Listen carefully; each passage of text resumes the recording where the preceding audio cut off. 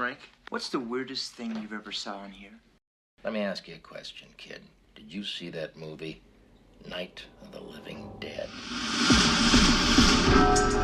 Hey, we gonna party tonight or what? Yeah, we are gonna party. Well, where are we gonna party? I don't know, somewhere. Okay, we could go to the park. Oh, no, we can't. The cops said they'd shoot us if we go back to the park. Yeah, and I ain't in no mood to die tonight. I like death.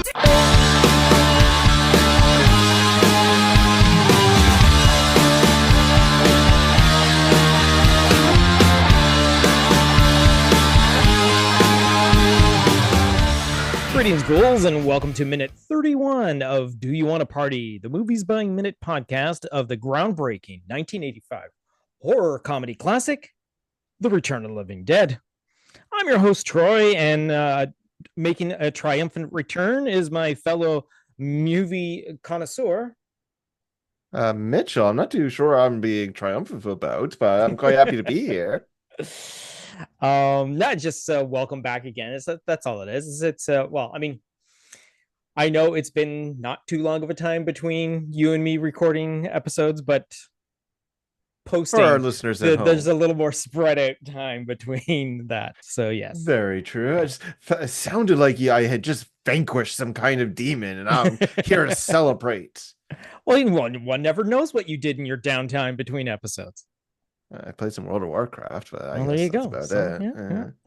Yeah. All right, so minute 31 starts with Freddie and Frank entering and ends with you don't run a pet store.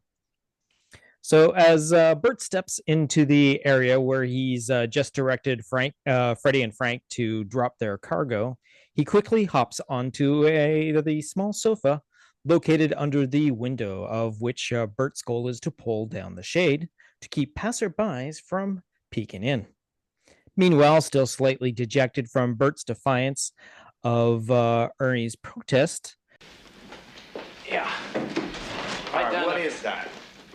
Ernie watches as the slightly lumbering Freddie and Frank enter his work sanctuary, transporting via a medical field stretcher a large, lumpy black plastic tarp. As the pair round the corner, Ernie questions the thing being brought in. After pulling down the blind, Bert jumps down off the sofa to dash towards the door that Freddie and Frank have just rounded, as they themselves have arrived at the place where they were told to deposit their cargo. But as at the last second, his foot seems to catch on a loose cushion and trips him up as he stumbles forward, quickly catching himself on the nearby work table that the coffee maker is on. On the shelves below, there are two very full stacks of cloths, a sort of a one white and one charcoal gray, and next to them a green plastic container that houses what looks like sorted plastic parts. On the shelf below that, also the bottom, is a few more stacks of neatly folded and stacked cloths. Once Bert has steadied himself with the metal table, he takes a quick glance back to see what actually tripped him up. Freddie also takes note of this stumble. Bert recovers, heads towards and closes the big black door with the slide open window and the big slide lock. Once past Freddie and Frank, he gives a final command for them to place their cargo on the floor. Right there, please. Here? Yeah. He then continues to the other window over by Ernie's desks and stretches over to pull down another blind. Once they drop the stretcher, Frank exhaustedly stumbles to the metal coffee table and rests himself against it by sitting on it on the edge. Freddie makes his way towards the sofa. Nonchalantly, he repositions the recently disrupted cushion.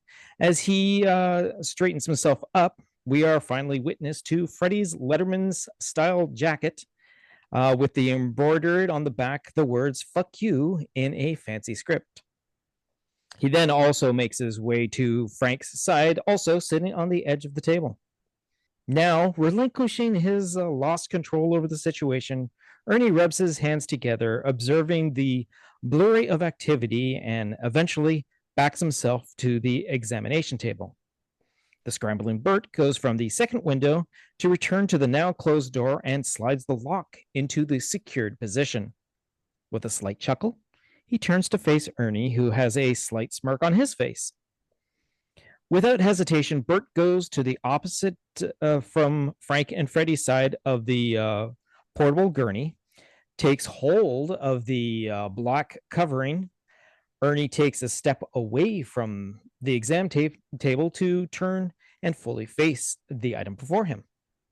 We now see a shot of the field stretcher as Bert walks the length of it, pulling up the black cover to reveal a series of several green bags that are all seem to be independently undulating. What the hell is in those bags?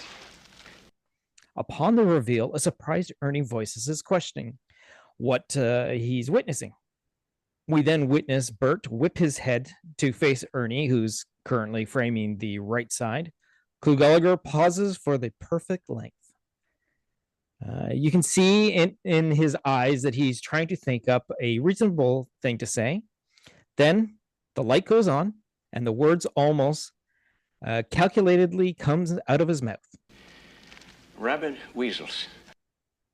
Then, in the reverse shot, now Bert, with his back to the camera, framing the left side, loudly with surprise, Ernie questions the situation. What? What the hell are you doing, a bunch of rabid weasels? Bert does his best to further explain what happened. Explain to you, Ernie, they came in as part of a shipment. Of course, they weren't supposed to be rabid, but... Still confused by Bert's predicament. You know how these things happen. No, I don't. How do they happen? Ernie steps closer to the pile of wriggling bags. Quickly, Bert warns Ernie from getting too close. Well, watch out, Ernie. Don't get bit. Yeah. Which makes Ernie jump back slightly. Bert appeals to Ernie, who questions how. Anyway, we got him and we need your help. Bert states what needs to happen. We got to get rid of these things. Ernie suggests the authorities service that would be more capable of the situation. Why don't you call an animal shelter? Bert concludes it would not be best look for his company. Well, word get out, hurt my business. That's a bad scene, rabies. Ernie then appeals to Bert's sense of security because it's definitely not his fault. I don't think so. I mean, so what? You don't run a pet. And that's where we end this particular minute. So I can see for the listeners that don't see the visuals of this, as I'm going through my written script of describing this, I can, in the corner of my eye, see Mitch following along as I describe what's happening. I love the phrase undulating. Like, it's such a visual and uncomfortable word to use. It definitely and is. Yeah. It just kind of makes your skin a little like clammy or unnerved by it. Yeah. The image that comes to my mind are like the creatures from Slither, like the little worms moving around. Yeah, exactly. I'm just like, yeah. I love the scene because the entire thing reminds me of a student who had to do a book report or a presentation, and the teacher just called him up to the front, and he's just got to put on a show to try and be as the best he can. Even describe the how did you describe it? The knowing smile, or like the just, I have an image of the teacher going, "All right, dear, your turn." Yeah. And you just know the teacher's like, "What the fuck am I about to see?" Yeah. And Rabid Weasels, of course, it's yeah, Rabid exactly. Weasels. Yeah, no, it's a great, but the look on his face though, when it's like a second for so I use an example from Star Wars: A New Hope, when Luke asks Ben, when they're in Ben's hut on Tatooine, when Luke asks what happened to my father, right? Alec Guinness has got this little bit of a pause as he plays with his beard and all that. And inside my head, I'm always like, okay, think of a lie. And he just pauses long enough and then starts talking confidently and like charged with it. And technically he is telling Luke the truth, but he's not telling the whole truth. So he's all like, from a certain point of view. Exactly. That's where you get the certain point of view, right? And of course, Luke's protest, a certain point of view, is a beautiful retort.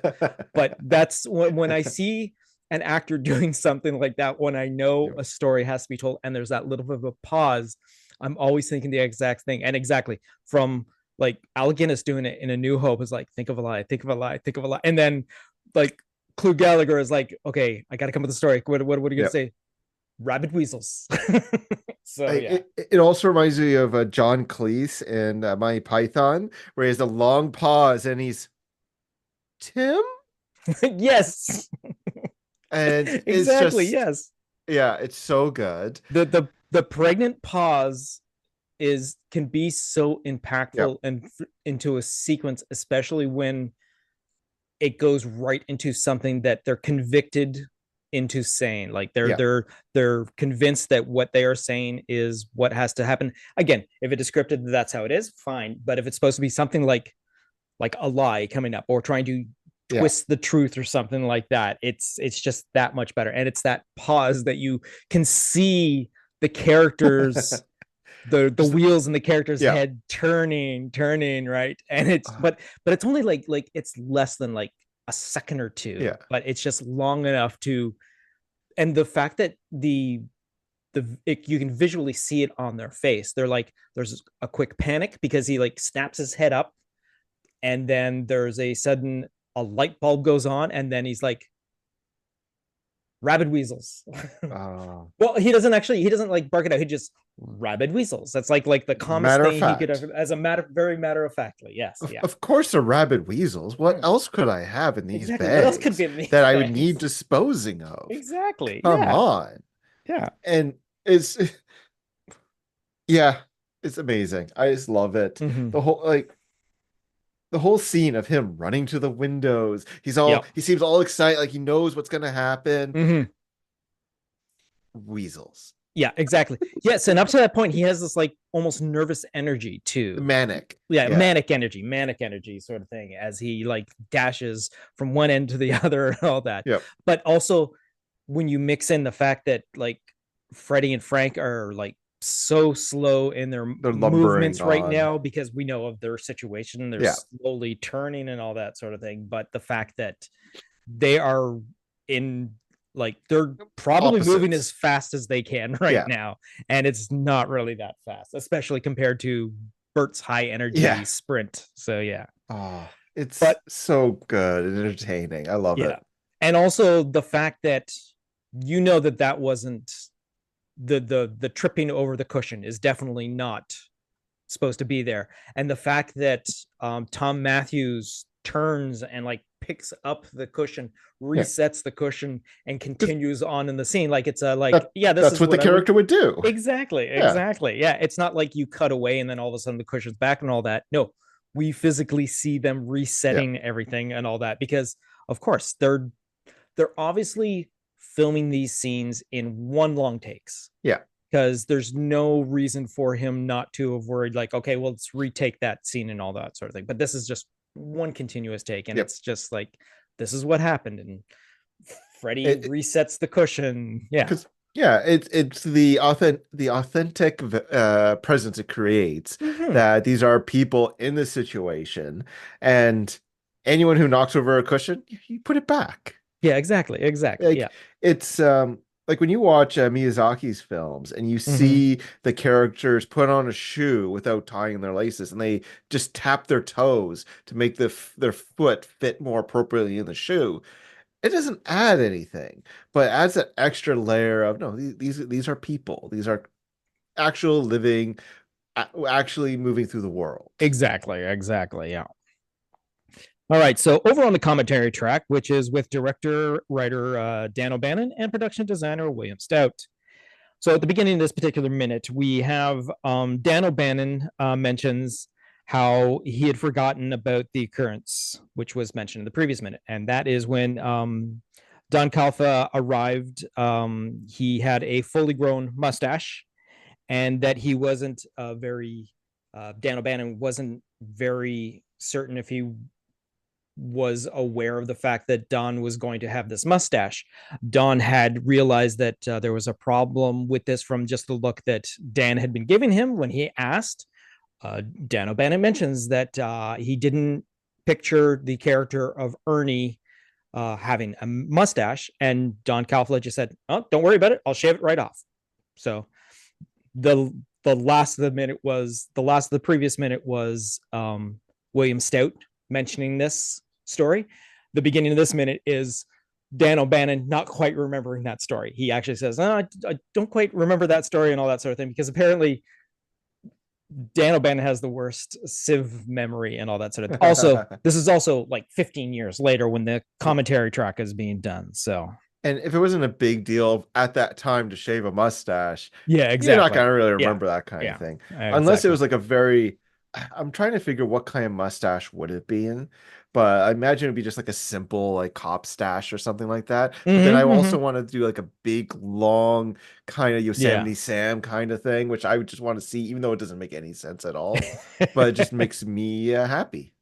Yeah, because I can't from all the roles I've seen of him, I've never seen him with facial hair. He always seems to be clean shaven for the most part that I can think of off the top of my head.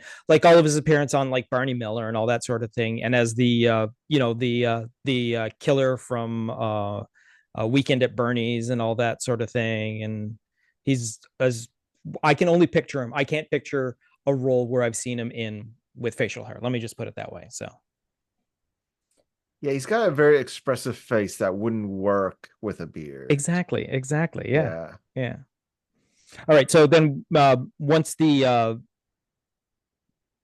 visible, William Stout points out the back of Matthew's jacket, saying "fuck you," and how they also shot a television version of the film where he was wearing a jacket saying "television version."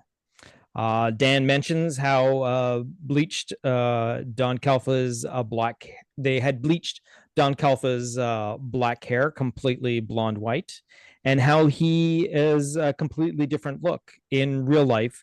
He looks Mediterranean, swarthy look to himself, and how by changing his hair color to a much what he wanted was a more of a Germanic look. And that's where we have the commentary track of this particular minute. This is an aside. Yes. I did Google search because I was curious. Okay. And there's only like one movie where he had a beard. Okay. And it was Star Chamber with Michael Douglas from '83. Wow. He had like very curly white hair and an actual full beard. Like I think he was trying to be like a beatnik kind of character. Okay. It looked everything else I see him in. He has a clean shaven. Apart from like an award show he went to, it like not recently, but prior to his passing. Oh yeah, look at that. Yeah. All right. Well, it looks like he like might be trying to do some sort of like Dog Day Afternoon cosplay of Pacino there, sort of. Kinda, yeah. I could see that. Okay. And that was what again? What was that movie? The Star Chamber with Michael Douglas. Does not sound familiar. It was directed by Peter Hyams. I don't know. Sharon, I don't recognize any of the actors' names. Like they look kind of familiar, right? But I'm not. Yeah, 6.3 on IMDb. Okay. Anyway. Let's go back to the script. Yep. According to the script, which is a story and screenplay by Dan O'Bannon, this is the revision from October 1983, based on a story and screenplay by John Russo, Rudy Rickey, and Russell Steiner. So we begin with just the description of where they are, which is the interior mortuary embalming room night. Okay, so Frank and Freddie come in carrying a stretcher with a tarp over it. The tarp is the words are right here. That's probably where I came up with it. Shoot. Okay. The tarp is writhing and undulating. Ernie's eyes pop out. Bert closes the door and pulls down the blinds on the window. Ernie, what is that?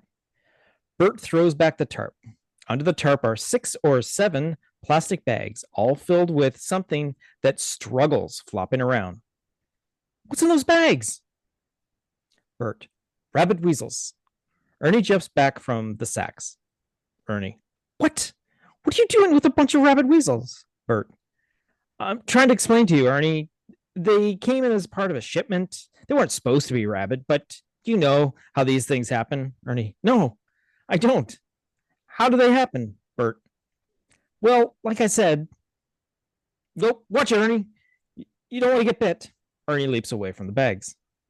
Bert. Well, anyways, we got them and we need your help, Ernie. What help? Bert. We have to destroy them, Ernie. Why don't you call an animal shelter? Bert. If the story got out, it might hurt our business, rabies and everything. Ernie. I don't think so. So what? You don't run a pet store. And that's where the minute ends, and that's where the script goes. And pretty much word for word, it almost goes pretty much exactly as it does in the final script. But yeah, so there's not much difference between that and one and the other. So yeah. It just shows like the excellence in the actors by taking the words and knowing the right pauses to add, and the physical dynamics to it just really elevate it. Because describing it like, okay, yeah, that's what had happened, but it just doesn't have the flair or the energy. Yeah.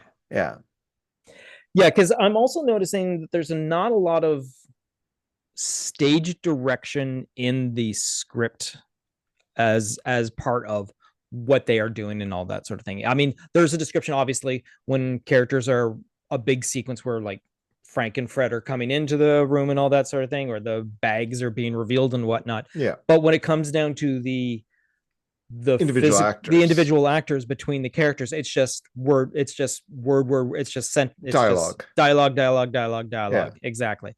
But there's the extra spice thrown in when the actors have their physical presence sort of play out the characters.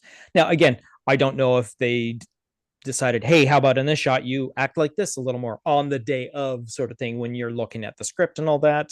And again, the other thing that, again, except for Clue Gallagher, everyone had the opportunity to rehearse this movie like shot for shot, scene for scene, not shot for shot, but scene for scene from start to finish. So they knew what they wanted to do and all that. And then at the last minute, throwing Clue Gallagher in it, it's remarkable how easily someone who hadn't been there seems to fit in pretty well with the already meshed together cast.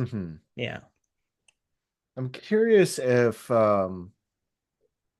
Dan O'Bannon, had an idea in their head of how they wanted to do, and like they wrote the script, like the script was all written out, they're reading it, prepping it when they're building the sets, and they had it in mind after it, or I can see because Dan O'Bannon does write his scripts for directors. He writes them, so it makes it a lot easier for a director to translate written word into visual. Because again, his first big hit being Alien, Ridley Scott was always saying that the script was so well fleshed out that it was quite easy to be able to pull off what they needed to.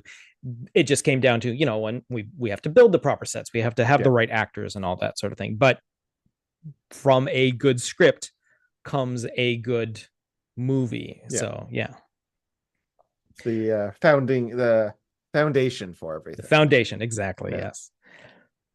So when we go to the work print comparison, which is obviously all the stuff that they put compiled into one long movie, which they then edit down for a final film. This has a little longer sequences than what we have in the final version. This particular minute of minute 30 to 31 is, in comparison to the work print, goes from minute 35:08 to 36:12. So we get a couple more seconds more than all that, but it's basically scenes that it's edits that are just chopped down at the end for the final film. So an extra this and all that. But one of the interesting things is when In the final film, they showed the reveal of the tarp coming off and the bags hanging and all that sort of thing. In the work print, we don't have that shot. The shot stays where it's pointing at Ernie as Bert runs over to the other side and pulls up the tarp. So he pulls up the tarp, but we don't see the bags there.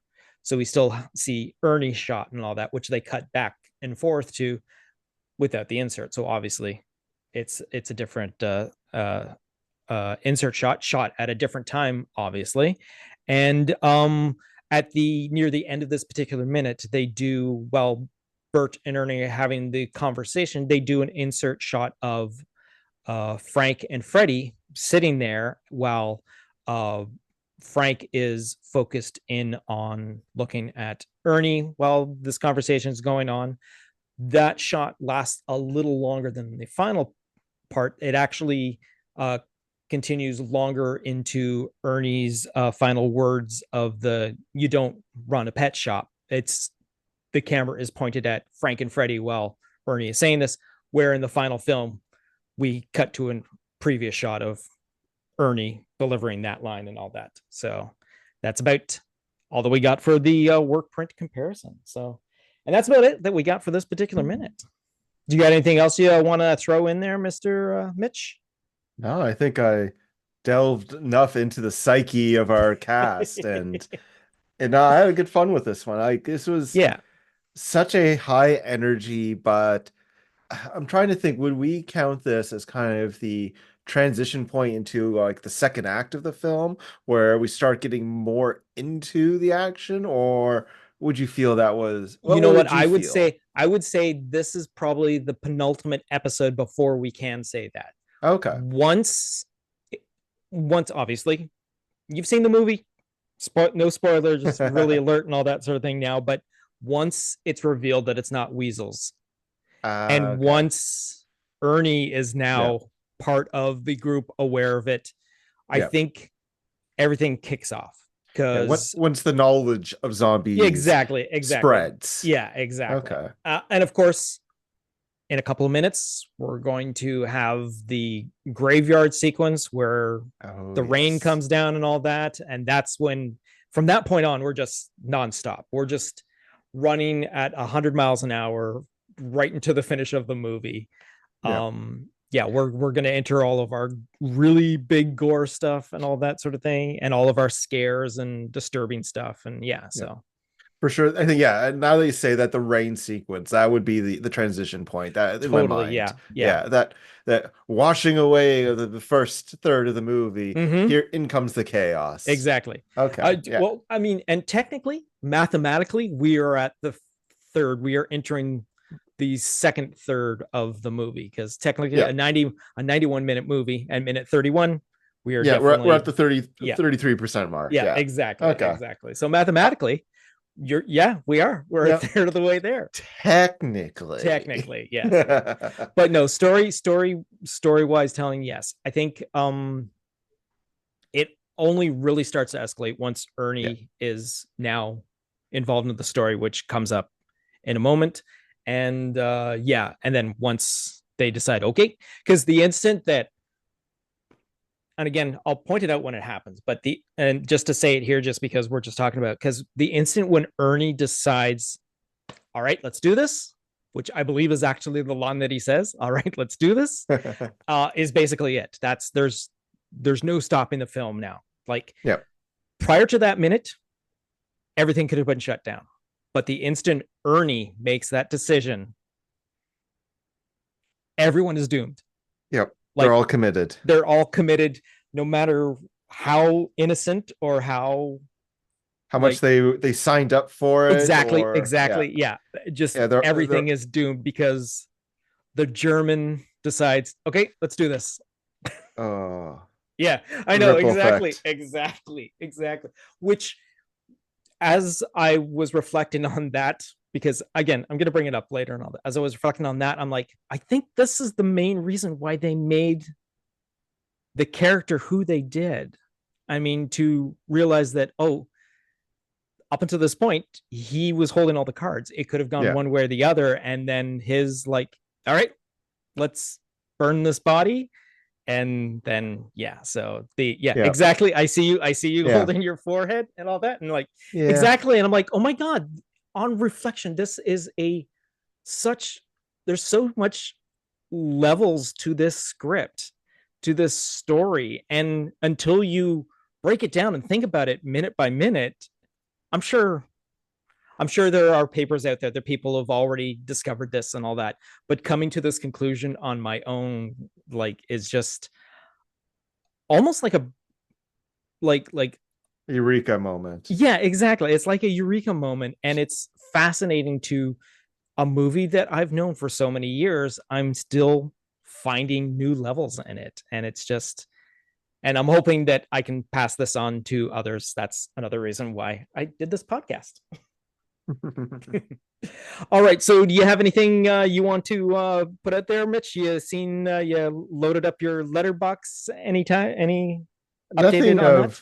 nothing of late. At the time of recording, it's mainly been rewatching holiday stuff and Squid Game season 2, of course. And Right. I haven't gotten to that yet.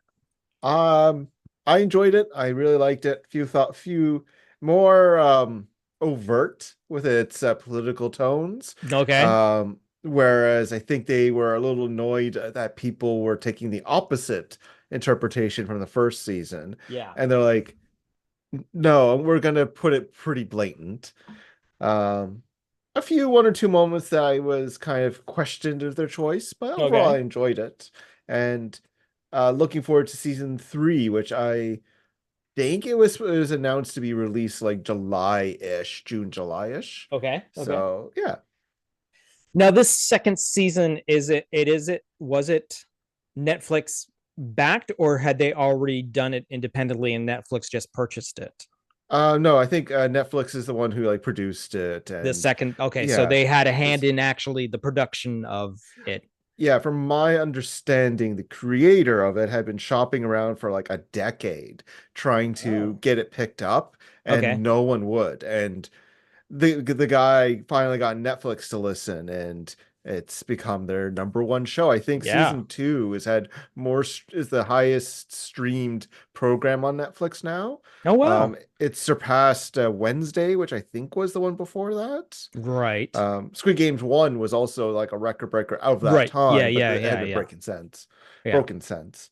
And the cast is fantastic this season. There's like 4 or 5 musicians that are part of it. Okay. One of the characters, I'm familiar with him as he performed with G-Dragon a few times. I won't say his character name because as soon as you meet him in the show, you're like, are you fucking kidding me? And it's fantastic. It is such a good parody. Okay. And nice. He's such a piece of shit, but he's amazing in it. Yeah. And this was only just like released this week. Was it was Boxing Day. So I think really? December 25th or 6th. 26th. Well, the 26th. Boxing Day is usually the 26th of December. Yeah. It's the last 2 weeks of December. It's just a mush. Right. Yeah. You don't know when things start, when things end. It's just cheese. Just to let everyone in, we are into the first weekend of January when we're recording this. So our numbers will probably be completely like outlandish when this episode gets released at the end of January.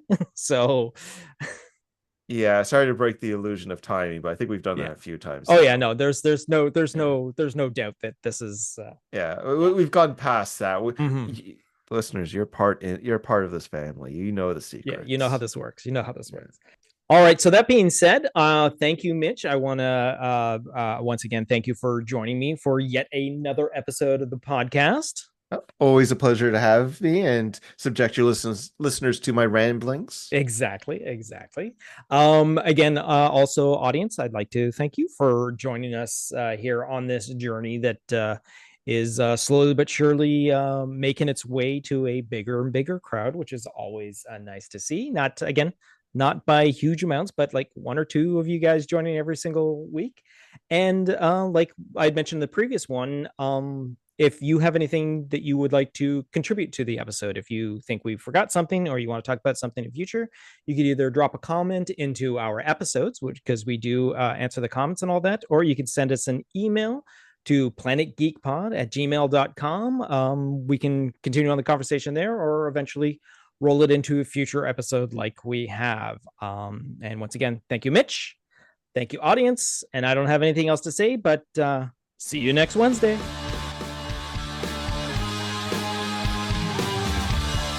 You've just been listening to a Planet Geek production of Do You Want to Party? A Movies by Minute podcast of the 1985 The Return of the Living Dead. Please be sure to subscribe, download, comment, share, rate, and review. Be sure to follow us on our social media platforms: Facebook, YouTube, TikTok, Tumblr, or Letterboxd. Search for Planet Geek Productions. X, former Twitter, Instagram, and Blue Sky, search for Planet Geek Pod. Or send us an email to planetgeekpod@gmail.com. Our closing music is provided by Night Chill. See the show notes for more details. Once again, thanks for tuning in, and farewell, fiends.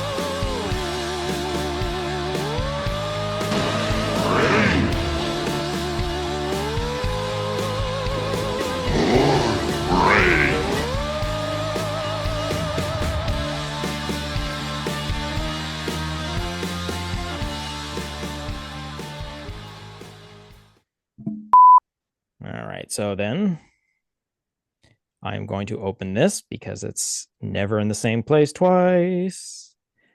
Okay, got to go to that. Edit this later. Here we go. We go to so the other thing then I would like to challenge is how well is the first night of the Monday Night Raw going to be on Netflix?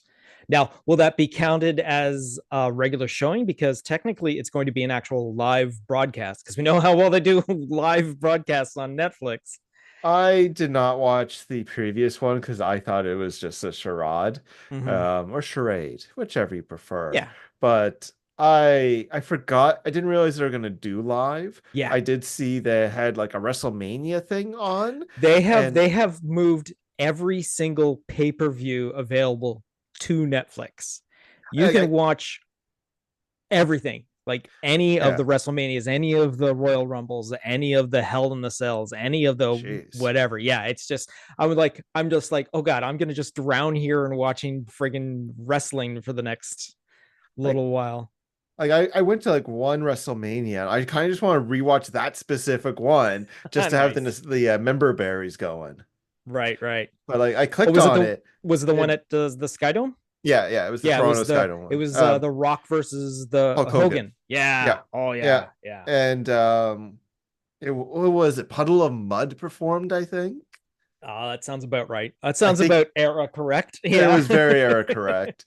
It was like the 24-hour hardcore belt was going on. Yep. Mm-hmm. Yeah, and Stone Cold was there for it. Yep. Yeah, I remember. No, it was a big event. It was a big event. It was huge. Yeah. And now they're returning. And now they're returning to the Skydome in March for the Elimination Chamber. Oh yeah. I've not been following wrestling for a number of years, and we might cut out any second. Yeah. Have you talked about the new Return of the Living Dead that's supposed to come out this year? I did on the episode that dropped on the 25th. Okay. Because we recorded that one the weekend of the December 14th, like the day after it all came out. So I was on with Ahmed, the other horror guy, and all that sort of thing. So we talked a bit about that. So it was a big part of that.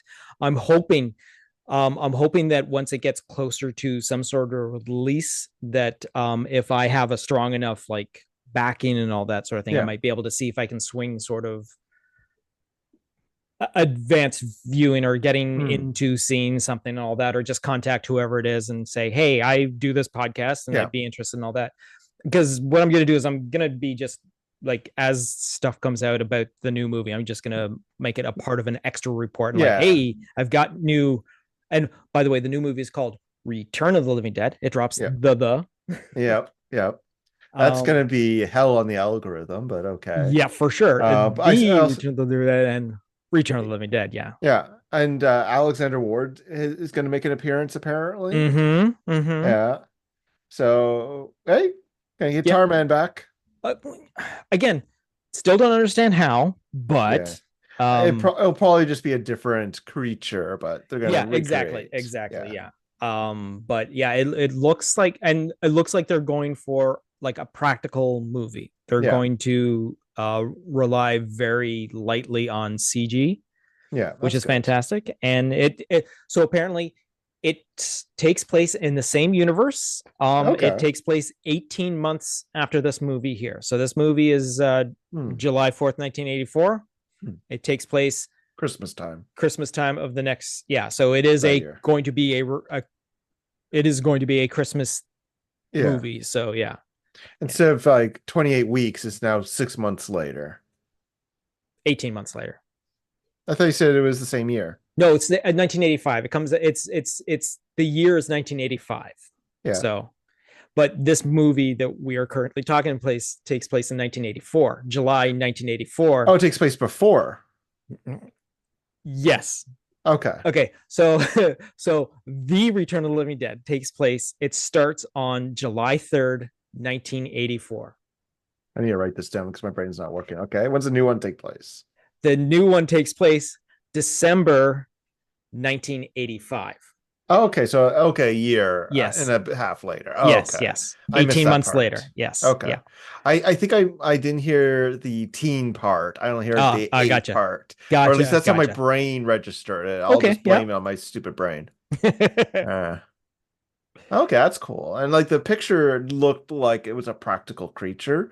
It Exactly, didn't have the like a CGE vibe to it. No, definitely not. Definitely Especially not. like you don't see the silhouette, where if it was CG, it would definitely have more detail and stuff to it. Yeah. You also between the close up and the far away shot, the character moves a little differently. He on the close up shot, he lumbers a little more. On the far away shot, he glides through it and all that sort of thing. Okay. They spent $50,000 shooting that trailer. Ooh, okay. Building the practical set, the fake snow and all that sort of thing. The prototype new Tarman suit is all part of that and all that. They spent like 3 days shooting it in California. Oh God. So actors. Well, it was like was a soundstage probably. No, it was all outdoors. Oh, really? It was shot at night, so it is practically lit from above with one of the moonlight sources and all that sort of thing. It definitely has a vibe of The Exorcist, like that kind of lighting and like visuals. Okay. I like the feel of the shot from within the tree with all the lights around it. It has a very like black, like a black Christmas feel to it, which is kind of neat. Okay. I'm excited that this is going to be a new thing. So yeah, we got a couple of months. We got a couple of months. Yeah. Well, also because this August is the actual 40th anniversary of the movie. So that particular episode, I wanted to do something new with, different with, and I'm looking into renting a movie theater for a couple of hours and not only show the movie, because you can rent them and show whatever movie you want, but also because everything's digital, but also record an actual live episode at the viewing. And the episode, the minute that it is the episode where we are introduced to the half corpse. Okay, on the examining bed. But it's when she so basically the minute that coincides with the time that the actual anniversary would be is the Saturday in August. The 15th of August is a Saturday, which is the actual day when the movie originally came out. So it would be the actual 40th anniversary. And the minute of the movie that coincides with being dropped on that is the moment when the minute where Scuzz gets bitten by what becomes the half lady corpse. So that minute there is what is. So we get a nice big gory send off to a character. All right. Nice. Nice. That was good. You okay there? Somehow my seat got unlocked. So. Fucking gremlins. I can tell by the look in your eyes. I'm like, this shouldn't be happening. No, like I normally sit when I'm on the computer, I do sit a little more forward. Yeah. Like then I'm like, instead of properly with my back against the seat, I'm like, all right, leaning forward, got my hunch down. Yeah. I got a proper gamer pose, that kind of thing. So like just the actual leaning back, I'm like, what the fuck? I didn't break this, did I? Yeah. All right, I'm gonna go now, Mitch. right. Thanks again for this, and No I will problem. talk at you later, sir. Bye. Bye. And for all. Why can't I exit out of this now? Oh You my gotta click god, what twice. is wrong with this? Yeah, I know. Yeah. And meeting for all.